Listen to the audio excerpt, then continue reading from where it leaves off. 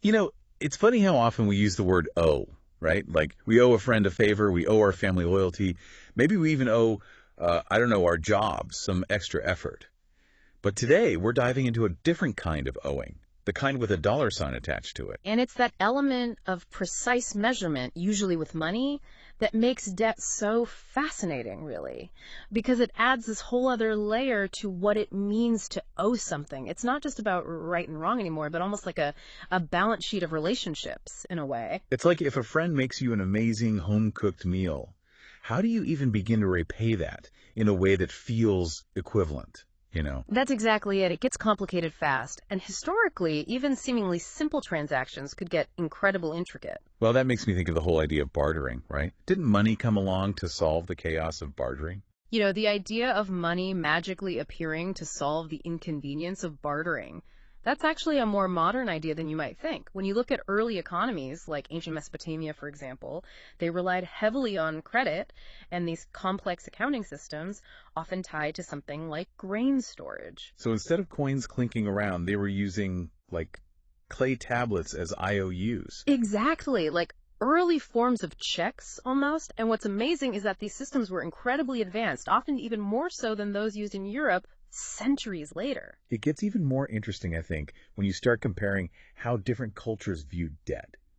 Like you have early Chinese rulers who saw coinage as a tool to actually fight poverty. It's a stark contrast, isn't it? Especially when you compare it to the West, where Christianity heavily influenced this view of debt as inherently sinful. And honestly, that tension, this idea of money as a social good versus this corrupting force, it's a tension we're still grappling with today, even now. And sticking with China for a second, during the Tang Dynasty, they had this thing called, get this, flying cash. It sounds like some kind of, I don't know, martial arts move, but it was actually an early form of promissory notes, almost like a precursor to modern banking, right? It was, and their invention was very closely tied to the government's efforts to try and regulate and control the flow of wealth, which just goes to show how intertwined money and power have always been right from the start. Okay, so we've gone from Mesopotamian temples to Chinese monasteries and everything in between. But what does all this ancient history have to do with us today? More than we might realize, honestly, because the way we think about debt now, whether it's government bailouts, student loans, even just the morality of lending money, it all echoes these age-old debates. Are we living through a new form of, like, debt peonage, or is access to credit a fundamental human right? It's a question that's been around for a long time. Well, I mean, just look at the 2008 financial crisis, right? Trillions of dollars in debt seemingly appearing out of thin air. And yet the institutions that were, shall we say, instrumental in that crisis, they faced very few real consequences. And it really makes you question who really owes whom in a system like that. You see, for a very long time, people were told that they were inherently in debt. And historians, I think, haven't fully explored the consequences of that belief. It's like this underlying idea that fueled centuries of struggle between the haves and the have-nots, right?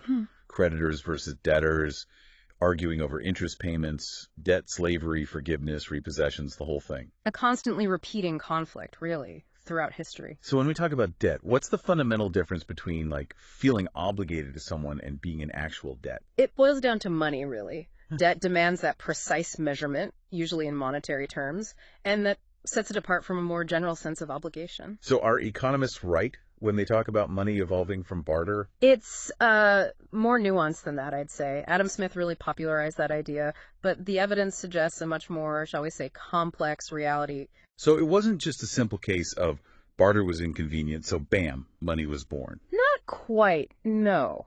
When you look closely, early economies, especially, relied heavily on credit.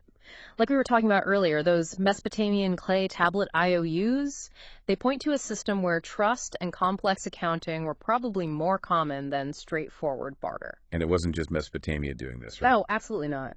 Anthropologists have studied societies all over the world, and they've found that bartering, especially between neighbors, was actually quite rare. In smaller, close-knit communities, people relied more on shared responsibilities, obligations to each other, not constant trading back and forth. So if it wasn't all about barter, when did money really enter the picture then? It seems to have become crucial when dealing with strangers, people outside your immediate community. Yeah. Because you wouldn't, extend credit to someone you'd never see again. You'd need something with more immediate, tangible value. So to put it another way, money mattered between communities than within them. Exactly. And that's where those precious metals, gold, silver, come in. They were universally recognized, easily divisible, and crucially tradable. So to sum up, we're seeing that early economies were more about credit and obligation within communities, and money really took center stage when dealing with outsiders. A much more accurate picture, I'd say, than just the barter system, and it helps us understand how these ideas of debt and credit really developed over time. It's funny because we often talk about money as if it's this neutral tool, but it seems like it's always been deeply connected to power, wouldn't you say? Oh, absolutely. Take colonial Madagascar, for example. When the French general Gallieni conquered the island in 1901, one of the first things he did was impose this new head tax on the population.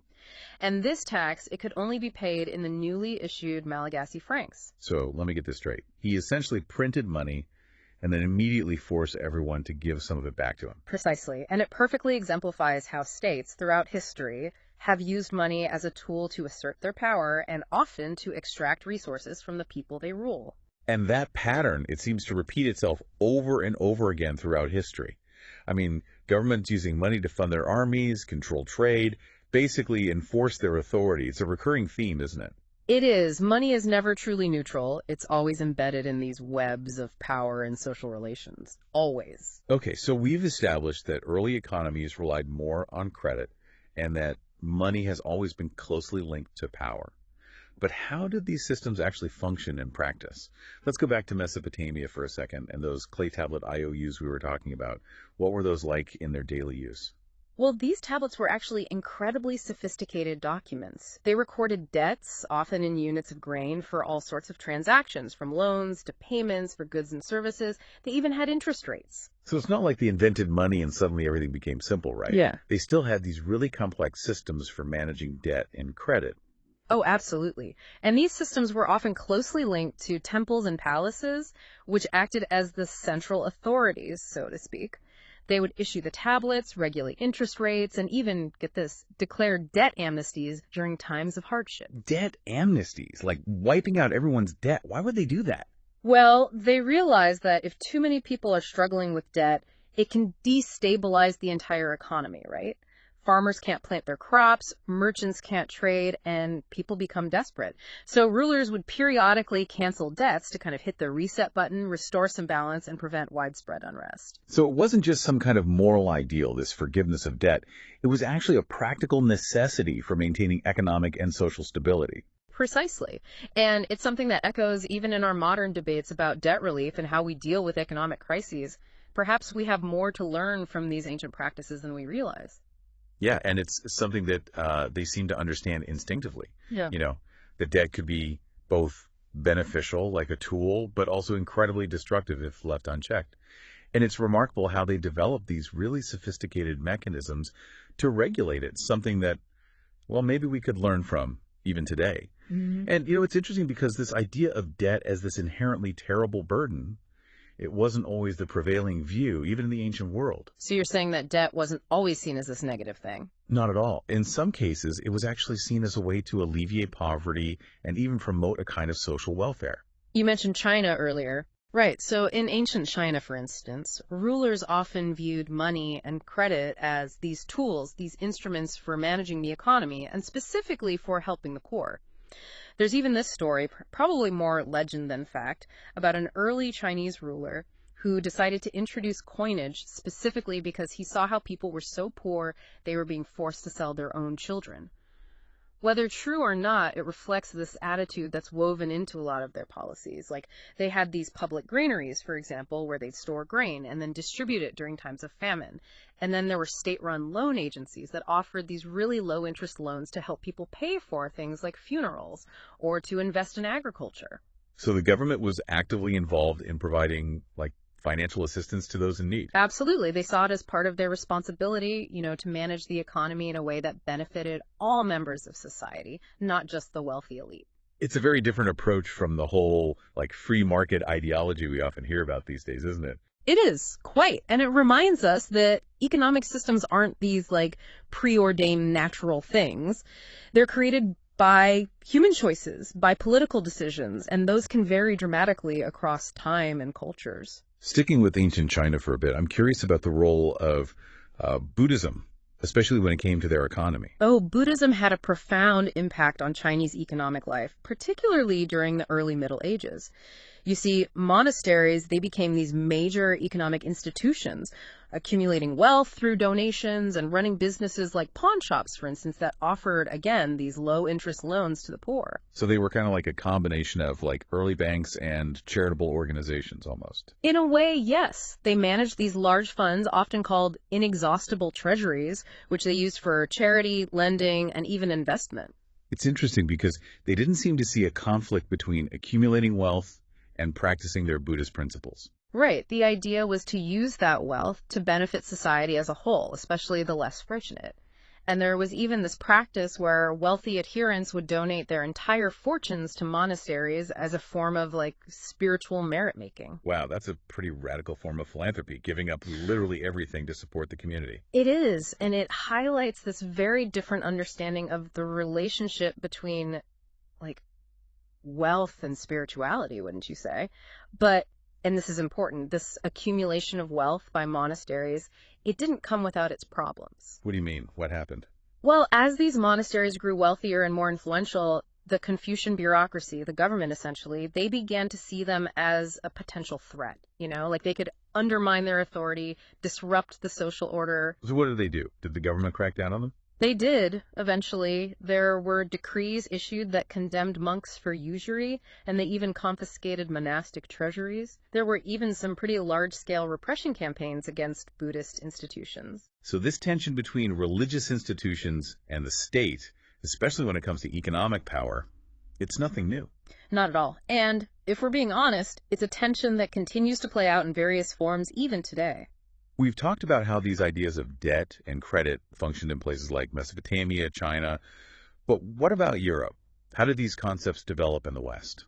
Well, the Western tradition, it has a much more, shall we say, ambivalent relationship with debt, largely because of the influence of Christianity, which, as we touched upon earlier, often viewed debt, especially lending money with interest, as inherently sinful. That whole love of money is the root of all evil idea. Exactly. And this had a profound impact on how debt was perceived and regulated in Europe, really, for centuries. So how did that play out practically? Well, for a good chunk of the Middle Ages, the church, they strictly prohibited something called usury, which essentially meant charging interest on loans. They saw it as a form of exploitation of the poor, this undermining of Christian charity. So, like, no one could lend money and charge interest at all. That was the idea, in theory.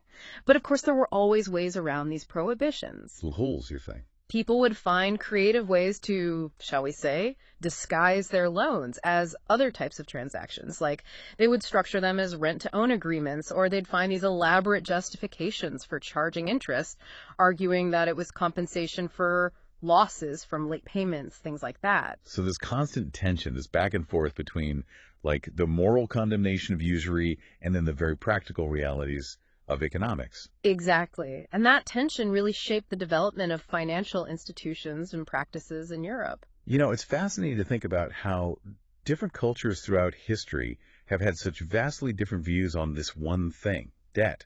Like some saw it as a tool for good, a way to help people, while others saw it as this like moral failing, this stain on your character. It is remarkable. And it's something that continues to influence how we, even today, think about money and debt. Speaking of today, how did Europe go from this like outright prohibition of usury to the modern financial system we have now? It seems like a huge leap. It was a gradual process, for sure, one that unfolded over centuries, really. One of the key turning points was the revival of Roman law, which happened during the Middle Ages. Roman law, it emphasized private property, individual rights, the freedom to enter into contracts, all of which challenged the church's authority on, shall we say, economic matters. So it was the rise of the individual and their rights that started to shift things. In a way, yes. It provided the intellectual framework for arguing that, well, maybe usury wasn't always wrong. Maybe it was actually justifiable in some cases, especially when it came to commercial loans. The idea being that merchants, they needed to borrow money to finance their businesses, and charging interest was simply fair compensation for the risks they were taking. So the focus shifted from morality to practicality, you're saying? Precisely. And this shift, it really accelerated with the rise of international trade and these powerful merchant cities like Venice, which relied heavily on credit and finance to fund their, well, essentially their commercial empires. Wait, Venice, they were like a major financial center back in the Middle Ages. Oh, absolutely. They developed these really sophisticated financial instruments like bills of exchange, which were kind of like early checks, and institutions like banks specifically designed to manage this huge flow of money and credit that was coursing through their city. So like the Wall Street of their day, kind of. In a way, yes. And a lot of their financial innovations ended up heavily influencing the development of modern banking and even capitalism itself. But here's the thing about this financial revolution in Europe. It wasn't just driven by like peaceful trading and innovation. It was also deeply intertwined with violence and war. What do you mean? Well, you mentioned Venice, right? Those Venetian galleys that sailed the seas, they weren't just merchant vessels. They were often warships as well. You see, the Mediterranean in the Middle Ages, it was a very different place from, say, the Indian Ocean, where trade tended to be a bit more, shall we say, peaceful.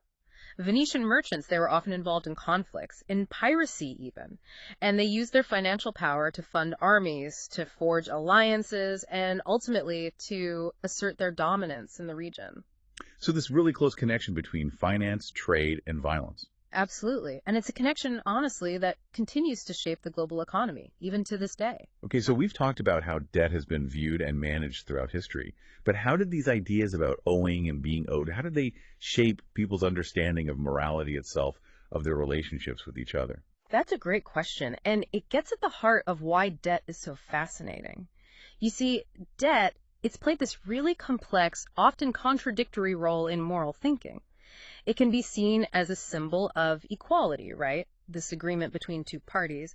But it can also be a tool for creating incredible inequality and exploitation. How so? How can it be both? Think about it. On the one hand, a debt, a contract, it implies this relationship of equality between two parties who are freely entering into this agreement, right? They're bound by the same rules, the same obligations. It's like this level playing field in a way. But at the same time, debt can also be used to create these really stark power imbalances, especially when one party, let's say the lender, is significantly wealthier or more powerful than the borrower. Like the classic image of the lender and the borrower. Exactly. And that dynamic, it can very easily lead to exploitation and even to forms of debt slavery, where people are essentially forced to work off their debts under these incredibly harsh, often inhumane conditions. So debt can both create and then reinforce these social hierarchies.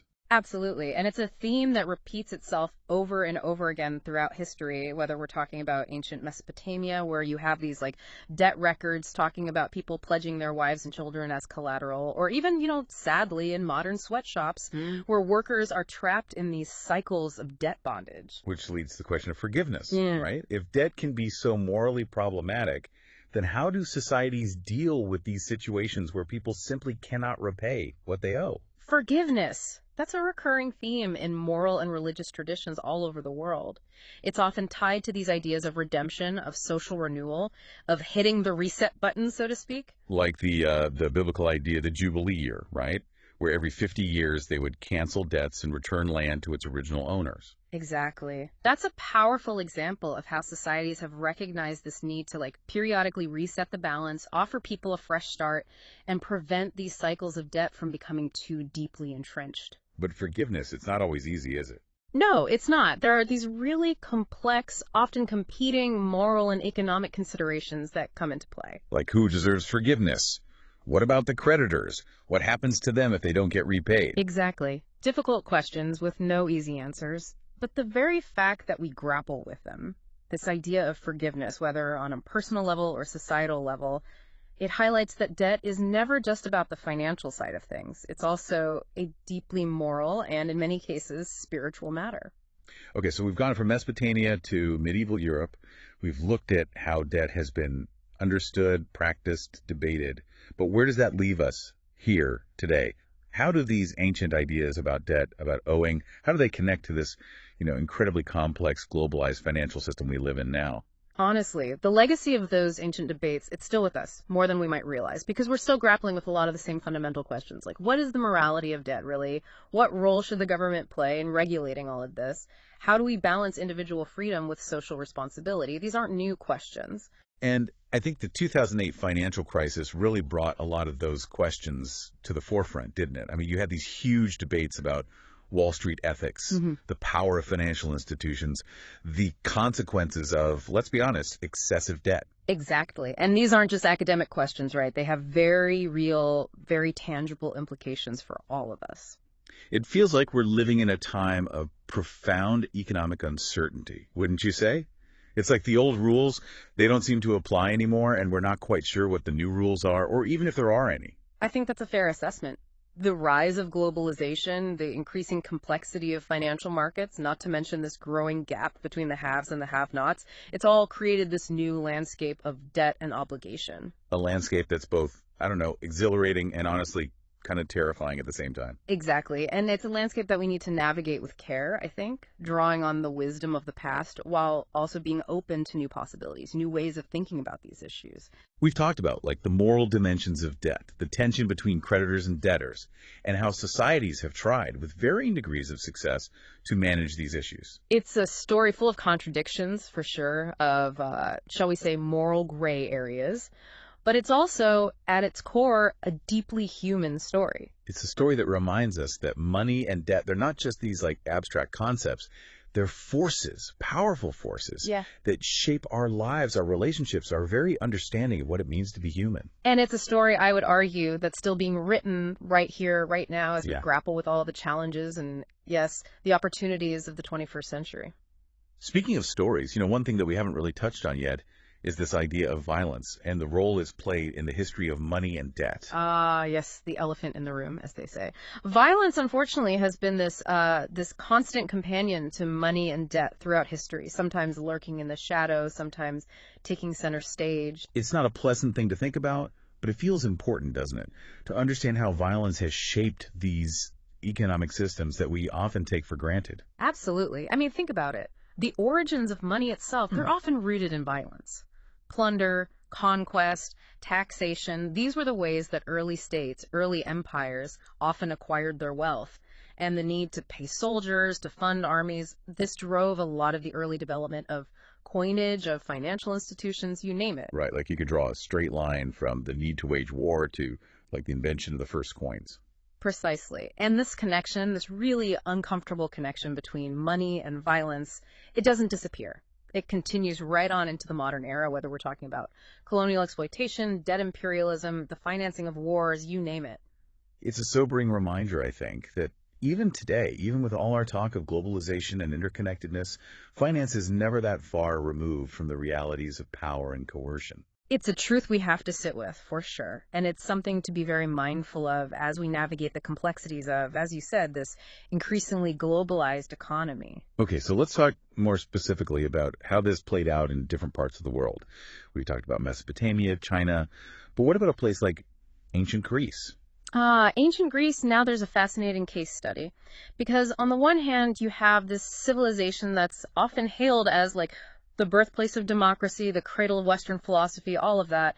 But it's also a society that's deeply, and I mean deeply, entangled with violence, both internally between the city-states and externally in their wars with other empires. Right. It's easy to forget that the Greek city-states, they were constantly at war with each other, and their entire system really relied heavily on slavery. Exactly. And that context, that reality of violence, it inevitably shaped their economic systems and their attitudes towards debt. How so? Can you give an example? Well, for one thing, the rise of coinage in ancient Greece, it's very closely linked to the development of professional armies. They needed a form of money that was portable, durable, and then crucially widely recognized so they could pay their soldiers. So again, you see that link, the need to fund warfare driving innovation, in this case, the adoption of coinage. At least in part, yes. And of course, coinage then went on to facilitate trade, economic activity more broadly, which isn't inherently a bad thing, but it also led to new problems. Debt, in particular, became this major issue in ancient Greece, often leading to social unrest and, yes, even more violence. Really? Like how bad did it get? There are numerous examples throughout Greek history of these debt crises that spiral into these huge popular uprisings. One of the most famous cases is the city of Megara, where there was this radical reformer named Solon, and he came to power and basically abolished debt bondage and redistributed land to the poor. Wow, that sounds, for the time, that's pretty revolutionary, isn't it? Oh, absolutely. It highlights the explosive potential of debt, especially in societies where you have these very sharp class So divisions. even in ancient Greece, this tension between creditors and debtors, it was this powerful force that shaped their political and social life. Without a doubt. And honestly, this tension, this dynamic, it's something that continues to play out throughout history, taking different forms, of course, but Mhm. always reflecting these underlying power dynamics associated with money, with who has it and who owes it. It's a good reminder, I think, that economic issues, they're never just about numbers, you know? They're always about people, about power, about the struggle for a just and equitable society. And speaking of It reminders, makes you think, doesn't it? That even today, with all our technology and progress, we're still wrestling with some of the same fundamental issues that plagued societies, well, literally thousands of years ago. it's humbling, isn't it? And it makes you realize that, well, maybe we don't have all the answers. Maybe there's still a lot we can learn from the past. But going back to ancient Greece, it's not just about the conflicts and the power struggles. You also see the emergence of philosophers who are really grappling with the moral implications of money and debt. Oh, right, like Plato, Aristotle, all those guys? Exactly. And they were deeply, and I mean deeply concerned about the corrosive effects of wealth, about how the pursuit of money, of profit, could undermine virtue and social harmony. Let's just say they weren't exactly writing the praises of capitalism. They weren't. They saw the pursuit of profit as inherently dangerous, and they believed very strongly that economic activities should always, always be subordinated to the common good. So they were more interested in, like, ethics than economics? You could say that. They were asking these bigger questions about the impact of money, of trade, on the character of individuals, on the well-being of society as a whole. And these ideas, they had this lasting influence on Western thought. Really? How so? Well, for centuries afterwards, you have these ongoing debates among philosophers, theologians, really anyone who thought about these things. And they're debating the morality of lending money at interest, the legitimacy of profit, the role of the state in all of this. It's interesting how even today, those ancient debates, they still resonate, don't they? Absolutely, because at their core, we're still grappling with those same fundamental questions about the relationship between money, morality, and, well, the good life. What does it mean to live a good life? And what role, if any, should money play in that? This reminds me of something we talked about earlier, the idea that money itself, it means different things to different cultures. You mentioned how, like, early Chinese rulers saw coinage as a way to alleviate poverty, while in the West, it was often associated with sin and corruption. It's like money itself isn't inherently good or evil. It's how we think about it, how we use it that matters. A 1,000%. Yes, money is never just this neutral medium of exchange. It's always, always embedded in these larger systems of cultural values, of beliefs, even of spiritual ideas. So, with all that said, I'm curious about ancient Rome. They had this vast empire, this incredibly complex economy, and their legal system. It went on to influence a lot of the Western world. So how did they deal with these issues? How did they think about money and debt? Ancient Rome, another great example, because it really highlights this close connection again between money, violence, and in their case, imperial expansion. Right. I mean, you have these legions marching out, conquering vast territories, extracting tribute, plunder, the whole bit. Exactly. And all of that wealth, it flows back to Rome, right? It fuels their economy, but it also creates these new challenges. Like, how do you manage all this wealth? How do you maintain social order when you have this constant influx of both riches and, well, inevitably, debt? So how did they do it? What was their approach? Well, like a lot of ancient empires, they relied on a combination of, well, let's call it what it is, coercion, and then strategically applied generosity. What do you mean? Well, on the one hand, they weren't afraid to use their military might to enforce debt obligations, to put down rebellions, all of that. So, like, if you couldn't pay your debts, you might end up a slave. Or worse. Let's just say that the consequences of defaulting on your debts in ancient Rome, they could be pretty severe. But at the same time, they also recognized that if too much of the population was burdened by debt, well, that could destabilize the whole empire. So they would sometimes forgive debts. Yeah. Or offer some kind of relief. Exactly. There were these periodic debt amnesties, especially during times of, economic hardship or when things were politically unstable. So they understood that too much debt, it wasn't just bad for individuals, it was bad for the empire as a whole. Precisely. And that tension, that need to balance, on the one hand, enforcing debt obligations, and on the other hand, offering some kind of relief or forgiveness, it's a tension that, again, we see throughout history. It's a tough needle to thread, isn't it? Too much leniency and you risk undermining the entire financial system. Too much harshness and you have riots in the streets. Exactly. And finding that balance, well, it's been the challenge of rulers and policymakers for, well, pretty much as long as there's been money and debt. But going back to ancient Rome, it's also important to note that this is where you start to see these really sophisticated legal concepts related to debt and property really start to emerge. Oh, right, because Roman law, it's famous or infamous, depending on how you look at it, for its complexity. It is. And Roman law, especially their ideas about contracts, about property rights, they ended up having a huge influence on the development of Western legal systems. And these legal concepts, they were shaped by their understanding of debt. Oh, absolutely. For Okay. example, the Romans had this concept of dominium, which basically meant like absolute ownership of property. And that idea, it had a huge impact on how they thought about debt and the rights of creditors. So, like, if you owed someone money and you couldn't pay, they could, like, seize your property. Oh, yeah. And not just like your stuff. We're talking your land, your house. In some cases, even your family members could be taken as collateral. Creditors had a lot of power in ancient Rome, and that could lead to situations where people were, for all intents and purposes, enslaved by their debts. It's a good reminder, isn't it, that legal systems, they can be used to protect people, but they can also be used as tools for exploitation, depending on who's in power and whose interests they serve. Couldn't have said it better myself. Okay, so we've talked about how money, debt, violence, all of that, it's intertwined in ancient Rome. But what about the moral side of things? How did their ideas about morality shape how they thought about debt? Well, Roman morality, it was very much shaped by these ideas about honor, about duty, about social hierarchy. It wasn't so much about like abstract principles of right and wrong, but more about fulfilling your obligations to your family, to your community, and ultimately to the state. So it was more about like knowing your place and doing what was expected of you. In a way, yes. And this had really interesting implications for how they thought about debt. How so?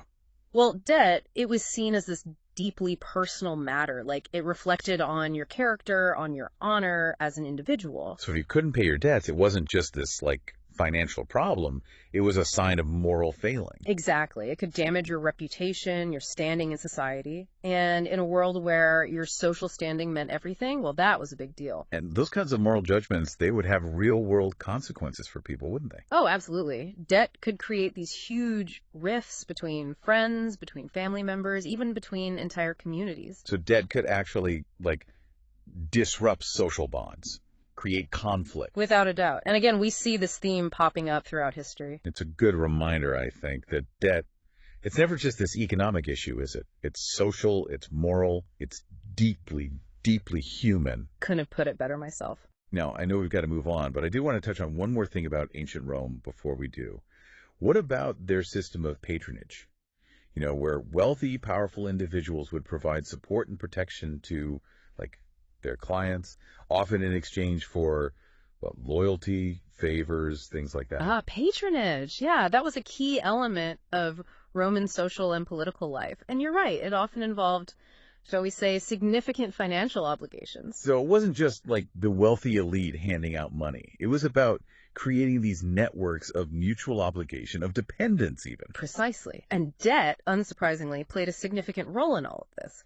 Clients might owe their patrons money, of course, but also favors, political support, you name it. It was a way to create and maintain these complex webs of power and influence. It's interesting, though, that debt could also be used in this way, right? Like, not just as a tool of exploitation, but as a way to bind people together, to create these social bonds that went beyond purely economic transactions. It highlights that complexity we keep coming back to, doesn't it?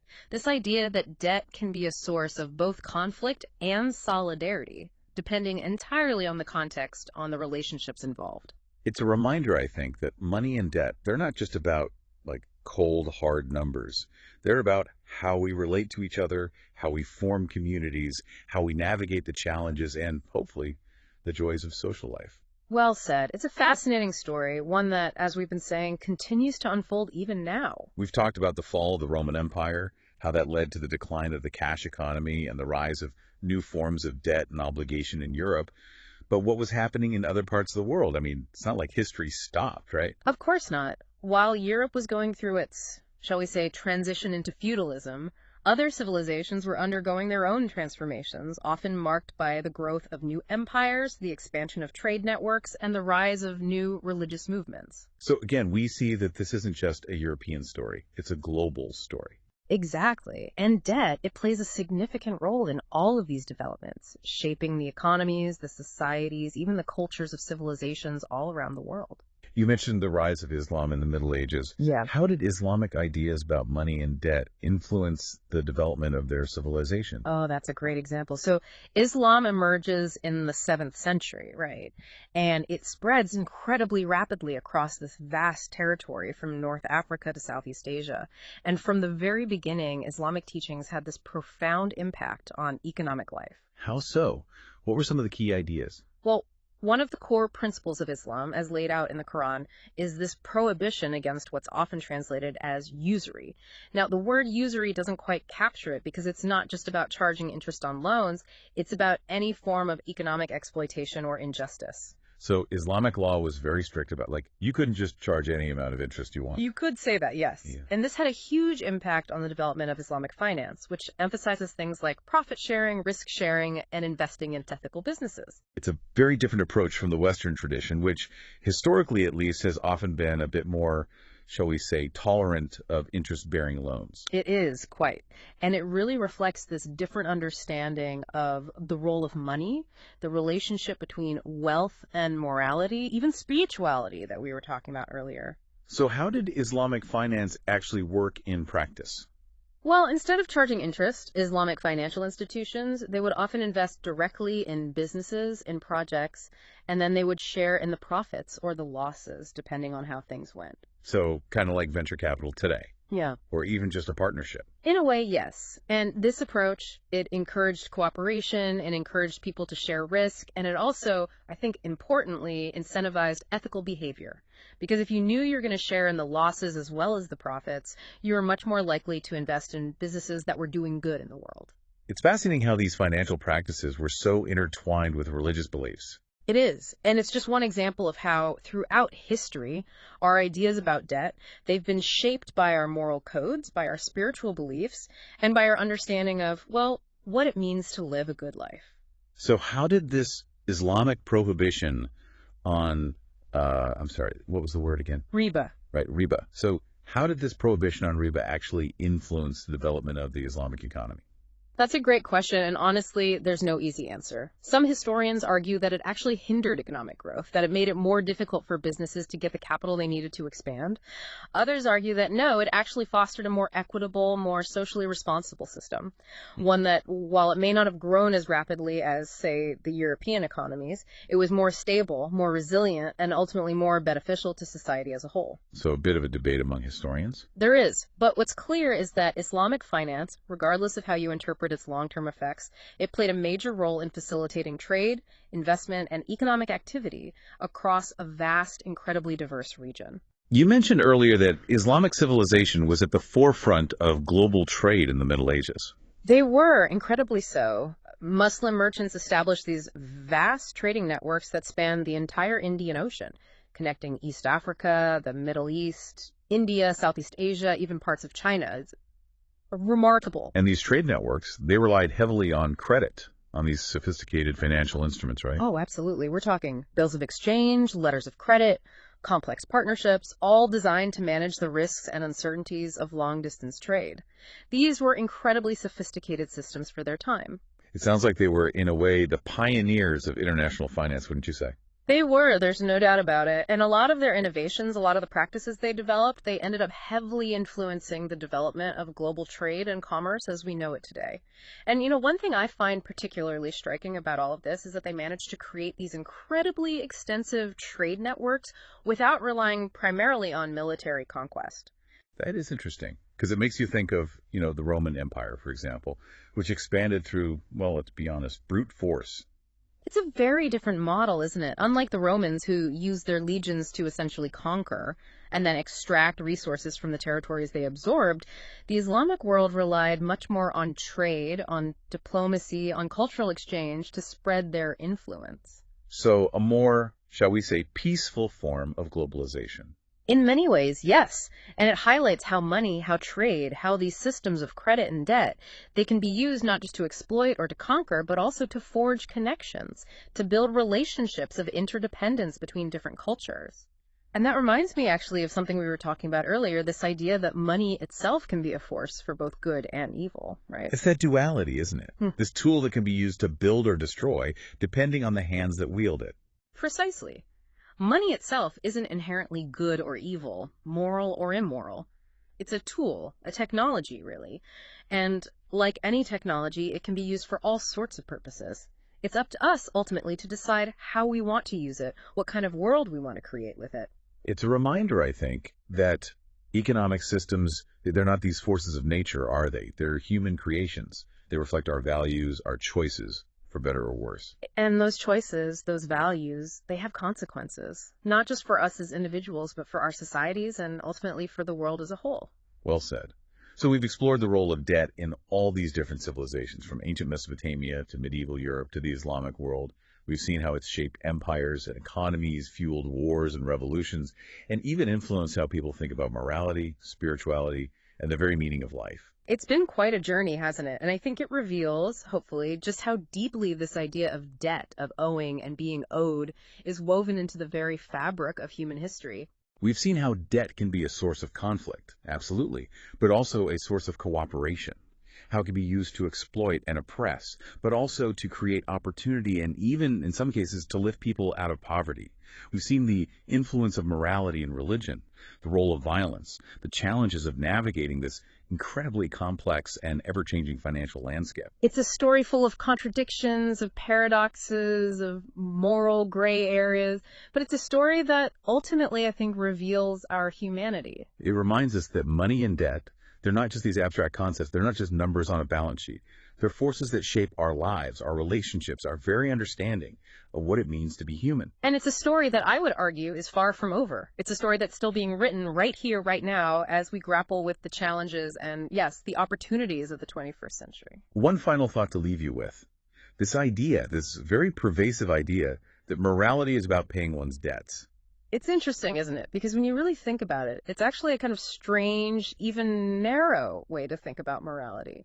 It is, isn't it? Because it suggests that somehow our obligations to each other, they can be reduced to this kind of simple accounting. Like we're just keeping score. Exactly. Like we're only morally bound by what we owe, not by what we give freely, not by what we do out of love or compassion or simply a sense of justice. It's a very, I don't know, transactional view of morality, wouldn't you say? It is, and it's a view that thankfully has been challenged throughout history by philosophers, by religious thinkers, by social movements, by people who recognize that there's more to ethics, to a good life, than simply balancing the books. So maybe, just maybe, we need to rethink our relationship with debt a little bit. Not just on this, individual level, but also collectively as a society. Maybe we need to move beyond this idea of debt as simply owing and being owed, and start thinking about other forms of obligation. Obligations rooted in reciprocity, in generosity, in a shared commitment to something larger than ourselves. That's a thought that I'm definitely going to be sitting with for a while. Me too.